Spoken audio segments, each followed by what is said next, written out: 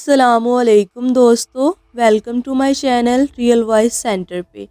اگر آپ چینل پہ نئے ہیں تو چینل کو سبسکرائب کر لیں، بیل نوٹیفیکیشن کو آن کر کے آل کے بٹن پہ کلک کر دیں تاکہ آنے والی تمام ویڈیوز کی اپڈیٹ آپ تک بر وقت پہنچ سکے۔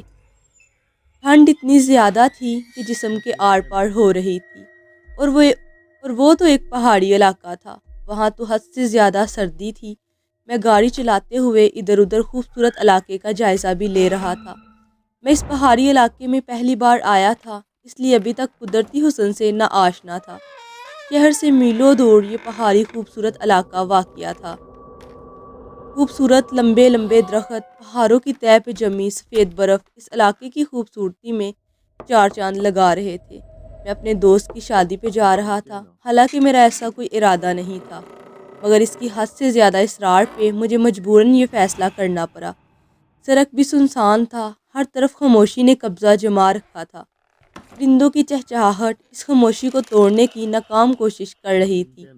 اچانک بیچ سڑک پہ میری گاڑی بند ہو گئی تو مجبوراً مجھے گاڑی سے نیچے اترنا ہی پڑا۔ میں کوئی پروفیشنل مکینک نہیں تھا، لیکن گاڑی کی چھوٹی موٹی پرابلم بڑے لمبے وقفے کے بعد بہرحال میں ٹھیک کر ہی لیتا تھا۔ مگر اس دن عجیب بات یہ ہوئی، گاڑی کی بظاہر ہر شے ٹھیک تھی، کہیں کوئی بھی خرابی مجھے نظر نہ آئی۔ پھر گاڑی بند ہونے کی وجہ میری سمجھ سے تو بالاتر تھی۔ کافی دیر جدوجہد کرنے کے بعد میں اس نتیجے پہ پہنچا کہ گاڑی میں کوئی خرابی ہو گئی ہے، جو میں تو اگلی 100 زندگیوں تک بھی ٹھیک نہ کر سکتا۔ اجنبی علاقہ تھا، اجنبی راستے تھے، میں تو یہاں کسی بھی شے سے واقف نہ تھا۔ اگر کہیں کوئی موٹر ورکشاپ وغیرہ تھا بھی تو وہ میری علم میں تو نہ تھا۔ ایسے میں میرے پاس ایک ہی آپشن تھا، میں اپنے دوست کو کال کر کے اس سارے مسئلے سے آگاہ کروں۔ لیکن سب سے بڑی عجیب بات تو یہ تھی کہ مجھے خود نہیں پتا تھا اس وقت میں کہاں کس جگہ کھڑا ہوں۔ اور اگر دوست نے پوچھ لیا کہ میں کہاں ہوں، کس طرف ہوں، تو میں کم سے کم یہ تو نہیں کہہ سکتا تھا کہ میں بیچ سڑک پہ لمبے درختوں کے پاس کھڑا ہوں، کیونکہ یہ غیر معمولی نشانی تھی۔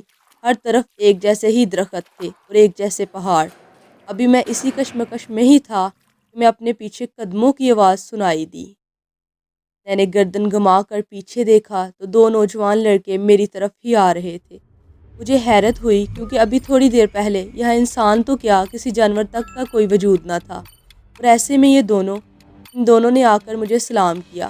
سلام کا جواب دینے کے بعد انہوں نے گاڑی کا مسئلہ پوچھا تو میں نے بھی بے اختیار انہیں بتا دیا۔ پھر ان میں سے ایک لڑکا گاڑی چیک کرنے لگا، اور حیرت کی بات یہ تھی 2 منٹ میں ہی گاڑی بالکل صحیح سلامت ہو گئی۔ آپ کا نام کیا ہے بھائی؟ میں نے گاڑی ڈرائیو کر رہا تھا، وہ 2 نوجوان لڑکے پیچھے بیٹھے ہوئے تھے۔ انہوں نے بھی اسی علاقے تک جانا تھا جہاں میں جا رہا تھا۔ انہوں نے مجھ سے لفٹ مانگی، اب انہوں نے میری گاڑی کا مسئلہ حل کر دیا تھا۔ ایسے میں ان کو انکار کرنا انسانیت کے خلاف تھا، اس لیے میں نے ان دونوں کو لفٹ دے دی۔ اشرف علی، میں نے جواب دیا۔ میرا نام احمد اور اس کا نام آصف ہے۔ اس لڑکے نے خود ہی اپنا تعارف کروایا۔ آپ اس گاؤں میں پہلی بار آ رہے ہیں؟ احمد نے ایک اور سوال کیا۔ ہاں، میں نے اس بار بھی ایک ہی لفظ کا جواب دیا۔ ایک تو میں انہیں جانتا بھی نہیں تھا، اور دوسرا اس انسان سڑک پہ وہ دونوں کچھ بھی کر سکتے تھے میرے ساتھ۔ مجھ پہ حملہ کر کے میری گاڑی بھی چھین سکتے تھے۔ میرے دل میں ایک عجیب ڈر پیدا ہو گیا، حالانکہ وہ شکل سے بہت شریف اور پڑھے لکھے لگ رہے تھے۔ کار میں بالکل خاموشی تھی، نہ انہوں نے کوئی سوال کیا اور نہ ہی میں نے خود سے کوئی بات شروع کی۔ ایک بار میں نے بیک مرر سے ان دونوں کو دیکھا، دونوں کے چہروں پہ ایک مدھم سی مسکراہٹ تھی، جس کا مطلب میں نہیں سمجھ سکا۔ اگر اس وقت میں ان دونوں کو غور سے دیکھتا تو میں سمجھ جاتا کہ وہ دونوں۔ اب گاڑی تقریباً ایک آبادی میں داخل ہو چکی تھی۔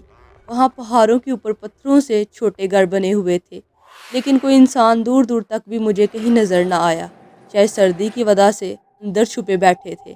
میں نے خود اپنی طرف سے اندازہ لگایا، آبادی بھی کوئی اتنی زیادہ نہ تھی۔ پھر میری گاڑی ایک قبرستان کے پاس والی سڑک پہ گزرنے لگی۔ دور دور تک پھیلا قبرستان اپنے اندر ایک وحشت کا سما لیے ہوئے تھا۔ وہاں لاکھوں لوگ ابدی نیند سوئے ہوئے تھے۔ آپ کو قبرستان سے ڈر لگتا ہے؟ احمد نے کافی وقفے کے بعد ایک اور سوال کیا۔ نہیں تو، قبرستان سے بھلا ڈرنے کی کیا بات ہے؟ یہ بھی تو ہماری طرح کے انسان ہی ہیں، اور یہ ہمیں کچھ نہیں کہہ سکتے، میں نے سنجیدگی سے جواب دیا۔ نہیں، قبرستان ایک عبرت اور وحشت کا مقام ہے، جہاں ہر انسان کو ڈرنا چاہیے۔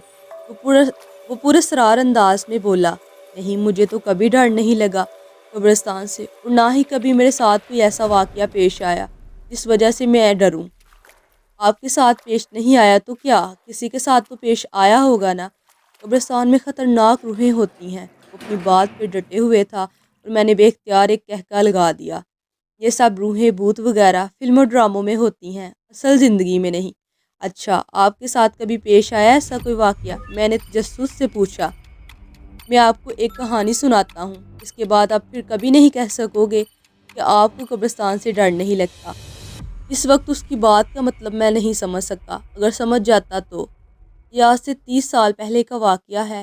इसी गांव में दो दोस्त रहते थे, असद और फ़ाहद। असद शहर से अपने दोस्त फ़ाहद के पास अक्सर छुट्टियां गुजारने आया करता था, और इस दिन भी वो दोनों आराम से एक खूबसूरत पहाड़ी पर टहल रहे थे। नीचे कब्रिस्तान था, बहुत बड़ा कब्रिस्तान। यार असद, ये कब्रिस्तान भी अजीब चीज़ है। कल तक ये लोग हमारी तरह पैसा कमाने में, गाड़ियाँ खरीदने में या बंगले बनाने में मसरूफ़ थे। यही लोग मरने के बाद डर की तस्वीरें बन जाते हैं। असद की निगाहें भी नीचे कब्रिस्तान को देख रही थी। फहद की बात सुनने के बाद इसने बेयकीनी से कहा, मैं नहीं डरता कब्रिस्तान से, खाली पत्थरों से भला क्या डरना। तुम ऐसा इसलिए कह रहे हो क्योंकि तुमने अभी तक कब्रिस्तान की भयानक हकीकत से अनजान हो, फहद ने रवानी से कहा। और फिर जल्द ही इसे एहसास हो गया कि इसने असद के सामने एक गलत बात कह दी। कैसी भयानक हकीकत? असद ने तजस्सुस से पूछा। कुछ नहीं, रहने दो, फहद ने टालने की कोशिश की। नहीं नहीं तुम बताओ मुझे कैसी तुम बताओ मुझे कैसी हकीकत? असद का तजस्सुस बढ़ने लगा। देखो, हमारे बड़े बुजुर्ग कहते हैं, आज तक रात के वक्त जो भी इस कब्रिस्तान में गया वो जिंदा वापस ना आया। असद ने कहका लगाया, तुम मुझे किसी ड्रोनी फिल्म की कहानी सुना रहे हो? ये हकीकत है, तुम यकीन करो ना करो। असद, फहद इत्माद से बोला। मैं नहीं मानता, तुम भी मान लो। ये जिन भूत कुछ नहीं होते। चलो ऐसा करते हैं, हम आज रात इस कब्रिस्तान में जाकर देखते हैं। दूध का दूध और पानी का पानी हो जाएगा। फहद को जिस बात का डर था, असद वही कह गया। Are you okay? तुम्हें पता भी है तुम क्या कह रहे हो? चलो घर वापस चलते हैं, फहद ने घबराते हुए कहा। नहीं, अब तो बिल्कुल भी नहीं, अभी तो कब्रिस्तान का भूत देखना बाकी है, असद ने मजाक उड़ाने वाले अंदाज में कहा। बेवकूफ़ मत बनो फहद, ये कोई मजाक नहीं है। आज तक जो भी रात के वक्त इस कब्रिस्तान में गया वो कभी लौट कर नहीं आया। चलो, तुम्हें जाना है तो जाओ, मैं तो देख कर ही रहूँगा। देखता हूँ मुझे क्या होता है, असद हतमी लहजे में बोला। फहद की घबराहट में मज़ीद इजाफा हो गया। असद किसी भी तरह इसकी बात मानने को तैयार ना था। इसे समझाने का वो हर तरीका इस्तेमाल कर चुका था, मगर असद ज़िद्दी था और इसे इन सब चीज़ों का हमेशा से ही शौक़ रहा था। वो चाहकर भी इसे अपने बचपन के दोस्त को अकेला छोड़ ना सकता था। इसे असद की ज़िद के सामने मजबूरन रात को इस कब्रिस्तान जाने का फ़ैसला करना ही पड़ा। लेकिन इस फैसले के बावजूद वो ये भी जानता था कि वहाँ जाना कोई मामूली बात नहीं। इसका दिल थर थर काँप रहा था। सूरज को काली रात ने अपनी लपेट में ले रखा था। हर तरफ लर्जा देने वाला अंधेरा था। वो दोनों दोस्त ज़िंदगी के एक ऐसे भयानक मोड़ पे खड़े थे जहाँ से वापस लौट जाना मुश्किल नहीं, नामुमकिन था। वो दोनों इस खतरनाक कब्रिस्तान के बाहर खड़े थे। इस कब्रिस्तान में लोग रात को क्या दिन की रोशनी में भी आने से घबराते हैं। जाने कौन सा राज दफन था इस कब्रिस्तान में। अचानक तेज़ हवा चली और जैसे हवा में एक आवाज़ आ रही थी, लौट जाओ, लौट जाओ। फहद ने इसे समझाने की एक आखिरी कोशिश की, मगर असद का फैसला अभी भी वहीं था। आर या पार, हार या जीत, जिंदगी या मौत। इन दोनों ने अपना पहला कदम इस कब्रिस्तान के अंदर रखा। ना कोई बिजली चमकी, ना कोई तूफान आया, कुछ भी तो नहीं हुआ था। डर की एक शदीद लहर दोनों को छूकर निकल गई। सारा कब्रिस्तान सुनसान था। दूर दूर तक किसी इंसान का तो क्या, किसी परिंदे का नाम तक भी नहीं था। दोनों की निगाहें इधर उधर मतलाशी फिर रही थी। शायद उन्हें किसी की तलाश थी, किसी जिन भूत की जो इंसानों को खा जाता हो। रात के 1 बज रहे थे। इन्हें वहाँ ठहरे हुए 2 घंटे हो गए थे, लेकिन इन्हें कुछ भी ना मिला। कोई इंसान, कोई जिन, कोई भूत, कुछ भी नहीं। देखा नहीं, मैंने कहा था कि ऐसा कुछ नहीं होता, ये गाँव वाले सब बकवास करते हैं, असद ने फातहाना अंदाज में फहद की तरफ देखते हुए कहा। अचानक एक काली बिल्ली भागते हुए इनके पास से गुजरी और हवाएं तेज़ तेज़ चलने लगी। आसमान पर बिजली चमकी جیسے کہ کسی بہت بڑے طوفان کا پتہ دے رہی ہو، جیسے یہاں سب کچھ تباہ ہونے والا ہے۔ پھر اسد کی نظر اچانک سامنے والی قبر پر پڑی۔ قبر سے ایک سفید داڑھی والا انسان جس نے سفید رنگ کے کپڑے پہنے ہوئے تھے نکل رہا تھا۔ یا اللہ، یہ کیا ہے؟ یہ کوئی خواب نہیں، ایک حقیقت ہے، وہ سب سچ تھا۔ فہد کے دل میں شدید خواہش پیدا ہوئی، کاش وہ کوئی خواب دیکھ رہا ہو، کاش یہ سب جھوٹ ہو، لیکن ایسا کچھ نہ تھا۔ وہ سفید کپڑوں والا بوڑھا آدمی سامنے ہی کھڑا تھا، لیکن اچانک وہ غائب ہو گیا۔ نہ جانے کہاں چلا گیا، کون تھا اور وہ کیا چاہتا تھا؟ کہیں یہی تو سارے انسان نہیں کھاتا؟ دونوں ڈر کے مارے کانپنے لگے، پسینہ پسینہ ہو گئے۔ وہ کیا دیکھ رہے تھے؟ ایسی دنیا میں پہنچ گئے تھے۔ اسد اور فہد بھاگتے ہوئے اس قبرستان سے باہر جانا چاہتے تھے، لیکن وہ ایسا نہ کر سکے کیونکہ اس قبرستان کا کوئی دروازہ ہی نہیں تھا۔ جس طرف جاتے قبریں ہی قبریں۔ وہ دونوں تھک کر رک گئے۔ پھر انہوں نے کسی کے چلنے کی آواز سنی اور آواز قریب ہوتی گئی۔ دونوں نے جب پیچھے دیکھا تو جیسے دھماکہ ہوا۔ ایسا منظر انہوں نے پہلے کبھی نہیں دیکھا تھا۔ نہ آسمان گرا، نہ زمین پھٹی، لیکن بہت کچھ ہو گیا۔ سامنے ایک قبر پھٹا ہوا تھا اور اس میں ایک مردہ لیٹا ہوا تھا، اور اس کے پاس ایک سفید بڑی دانتوں والی بوڑھی عورت اس مردے کا خون پی رہی تھی۔ فہد کو لگا اچانک اس کی دھڑکن رک جائے گی۔ اس نے بے ساختہ اسد کا ہاتھ پکڑ لیا۔ وہ خود ڈرا ہوا تھا۔ دونوں جلدی جلدی وہاں سے بھاگ گئے اور جا کر ایک قبر پر بیٹھ گئے۔ انہیں بیٹھے ہوئے نہ جانے کتنی دیر ہو گئی، رات کے شاید 2 بج رہے تھے۔ انہیں پاس سے ہی کسی کے رونے کی آوازیں آئی۔ دونوں نے گردن گھما کر دیکھا تو سامنے ایک بوڑھی عورت ایک قبر پر ماتھا ٹیکے رو رہی تھی۔ وہ کون تھی؟ کیوں رو رہی تھی؟ ان سب باتوں میں اب فہد اور اسد کو کوئی دلچسپی نہ تھی۔ اچانک رونے کی آوازیں بڑھنے لگی۔ تم مجھے کیوں چھوڑ کر چلے گئے ہو؟ کون ہے میرا تیرے بعد؟ اب میں اس قبرستان سے باہر کیسے نکلوں گی؟ بوڑھی عورت روتے ہوئے یہ باتیں بھی کر رہی تھی۔ اس کی باتیں سن کر اسد کو اس سے ہمدردی ہونے لگی۔ شاید وہ بھی ان دونوں کی طرح کوئی مسافر ہو، شاید وہ بھی یہاں آ کر پھنس گئی ہو۔ کون ہے آپ اور کیوں رو رہی ہیں؟ اسد نے اس کے قریب آ کر پیار سے پوچھا۔ اس بوڑھی عورت نے اپنی کوئی درد بڑی کہانی سنائی۔ پھر اسد اور فہد کی ہمدردی پا کر انہیں یہاں سے نکلنے کا راستہ بتانے لگی۔ وہ بوڑھی عورت چلنے لگی اور وہ دونوں اس کے پیچھے پیچھے چلنے لگے۔ اچانک ایک پھٹی ہوئی قبر کے پاس وہ عورت رک گئی اور اس بوڑھی عورت نے بتایا، یہاں سے باہر جانے کا راستہ اسی قبر کے اندر ہے۔ بوڑھی عورت قبر میں داخل ہو گئی۔ وہ دونوں بھی اس کے پیچھے قبر میں آ گئے۔ اچانک فہد کی نظر اس کے پاؤں پر پڑی۔ اس کے تو جیسے جسم کا خون سوکھ گیا۔ اس کے پاؤں الٹے تھے، مطلب وہ انسان نہیں بلکہ بدروح تھی۔ وہ دونوں جتنا تیز بھاگ سکتے تھے بھاگے۔ انہیں اپنے پیچھے اس عورت کے کہکے سنائی دے رہے تھے۔ 1 منٹ گاڑی روکیے۔ میں احمد کی آواز پہ چونک گیا۔ میں نے بریک لگا دی۔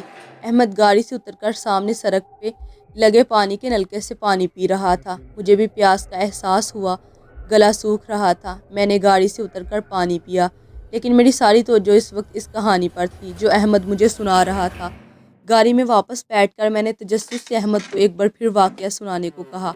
وہ ایک بار پھر شروع ہو چکا تھا۔ وہ دونوں وہاں سے بھاگ کر اس بھیانک قبرستان سے باہر نکلنا چاہتے تھے۔ ہوائیں تیز تیز چلنے لگیں۔ رات کی تاریکی اور زیادہ گہری ہو گئی۔ قبرستان سے طرح طرح کی آوازیں سنائی دے رہی تھی۔ فہد اور اسد کے لیے یہ سب کچھ نیا تھا۔ آسمان پر تارے چمک رہے تھے، لیکن وہ زیادہ دیر تک دکھائی نہ دیے کیونکہ ان کی جگہ بادلوں نے لے لی تھی۔ اچانک بادل زور زور سے برسنے لگے۔ ماحول میں ایک عجیب وحشت چھا گئی، لیکن وہ چلتے رہے کیونکہ ان کی منزل دور تھی، بہت دور۔ انہیں اس قبرستان سے باہر نکلنا تھا، کسی بھی طرح، کسی بھی قیمت پر۔ بارش اور تیز ہو گئی اور ساتھ ہی ساتھ برف باری بھی شروع ہو گئی۔ پھر دیکھتے دیکھتے بارش کے قطرے خون میں تبدیل ہو گئے۔ لگتا ہے قبرستان کو بھی علم ہو گیا تھا کہ وہ دونوں یہاں سے بھاگنا چاہتے ہیں، اس لیے وہ ان کا راستہ روکنے کی کوشش کر رہے تھے۔ چلتے چلتے بہت دیر ہو گئی۔ وہ دونوں بہت آگے آ گئے، لیکن یہ قبرستان تو نہ ختم ہونے والا سلسلہ تھا۔ اچانک ایک کبٹ پھٹا اور اس میں سے ایک سفید جسم نمودار ہوا۔ وہ دونوں ڈرتے ہوئے چلتے رہے اور ساتھ ہی ساتھ درود بھی پڑھتے رہے۔ کچھ آگے جا کر انہیں احساس ہوا کہ اس کے سر پر لاکھوں کالے کوے منڈلا رہے ہیں۔ ان کو اپنا آخری وقت دکھائی دے رہا تھا۔ یہ معاملہ بہت زیادہ سنگین ہو گیا تھا۔ ایسا لگتا تھا یہ سما بہت بڑا طوفان لے کر آئے گا۔ بھاگ جانا چاہتے ہو تم دونوں موت سے بھی؟ کبھی کوئی بھاگ سکا ہے؟ اور تم لوگوں کو لگتا ہے اس قبر سے بھاگنا اتنا آسان ہے؟ یہاں آتا انسان اپنی مرضی سے، لیکن جائے گا وہ ہماری مرضی سے۔ یہ آواز نہ جانے کہاں سے آ رہی تھی، لیکن ان کے دل کی دھڑکن تیز کرنے کے لیے کافی تھی۔ آواز پھر سے آنا شروع ہو گئی۔ 21ویں صدی کے انسانوں، تم لوگ کیا سمجھتے ہو کہ جن بھوت کچھ نہیں ہوتے؟ اگر تم لوگ یہ سمجھتے ہو تو تم سب سے بڑے بیوقوف ہو، ہا ہا ہا۔ پھر آوازیں آنا بند ہو گئی۔ بارش بھی تھم چکی تھی۔ ماحول ایک دم خاموش تھا، لیکن اکثر خاموشی اپنے اندر ایک بہت بڑا طوفان لیے کھڑی ہوتی ہے۔ بھاگتے بھاگتے اچانک وہ دونوں رک گئے۔ ہر طرف سفید کفن میں ملبوس بدروحیں کھڑی تھیں۔ وہ روحیں بہت بھیانک تھیں۔ ان کے لمبے دانت منہ سے باہر نکلے ہوئے تھے، ان کے منہ سے خون ٹپک رہا تھا اور اوپر آسمان پر کالے کوے منڈلا رہے تھے۔ اچانک ایک بڑے قد والا روح آگے بڑھا ان دونوں کو مارنے کے لیے۔ وہ دونوں پیچھے کی طرف بھاگنا چاہتے تھے، مگر پیچھے بھی وہی بدروحیں تھیں۔ لوگوں کے لیے نکلنے کا ہر راستہ بند ہو چکا تھا۔ بڑے قد والے بدروح نے آگے بڑھ کر اسد کو اپنے لمبے ہاتھوں سے اٹھا کر ایک قبر میں ڈال دیا اور پھر بدروح اسد کا خون پینے لگی۔ فہد چلاتا رہا اور انہوں نے اس کی ایک نہ سنی اور تھوڑی ہی دیر میں اسد اپنی جان سے ہاتھ دھو بیٹھا۔ پھر اچانک وہ سب غائب ہو گئے۔ وہاں اس قبرستان میں کوئی نہ تھا۔